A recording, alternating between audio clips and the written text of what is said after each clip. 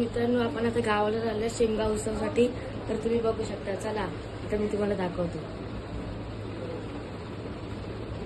तर मंडळी, आता मी बॅग ओढत आपल्या एस टी स्टँडच्या इथे पोचलेलो आहे. तर तुम्ही बघू शकता आपली गाडी आधीपासूनच इथे लागली होती. तर आता आम्ही आता पुढच्या प्रवासाला चालू केलेला आहे. पुढचा प्रवास आम्ही एकदम नीट होईल अशी आम्ही अपेक्षा धरतो. तर मंडळी, गाडी आता रामवाडीच्या पुढे आले. रामवाडीला गाडी काय थांबली नाही. आता पनवेल कर्नाळ्याच्या घाटामध्ये गाडी बंद पडलेली. आता इथे गाडी चहा प्यायला वॉशरूमला थांबले. तर मी आता इथे बसले आणि ब्लॉग काढते. सगळा व्ह्यू आहे. थांबलोय पनवेल आणि कर्नाळा घाटामध्ये आमची गाडी बंद पडली. बघा आता गाडीचं तिथे काम चाललंय. गाडीचं काम चाललंय.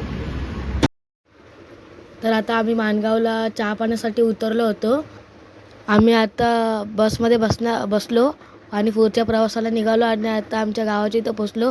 तर मी तुम्हाला उद्या दाखवतो आमच्या पालखीचा दिवस कसा असतो. तर मंडळी, मी तुमचा लाडका ब्लॉगर कोकणी ब्लॉगर ओम. तर आपण आता पालखीला शिमगा उत्सवाला आलो. तर तुम्हाला मी पालखीच्या बऱ्याचशा व्हिडिओ दाखवतो आणि आपल्या ब्लॉग्सला पण मित्रांनो, आता आमच्याकडे पालखी आलेली आहे. तर तुम्ही बघू शकता.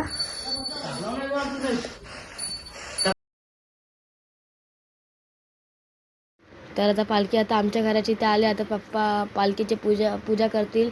दरवर्षीप्रमाणे मम्मी पालखीची आता ओटी भरेल. तर आपल्या इथे संध्याकाळी पालखी नाचवतील आणि बनावटी पण खेळतील. मी तुम्हाला या ब्लॉगमध्ये दाखवतो. ब्लॉग आवडला असेल तर लाईक सबस्क्राईब करा. पुढचा ब्लॉग आपल्या शिमगा उत्सवाचाच येणार आहे, पण आपल्या मामाच्या गावचा.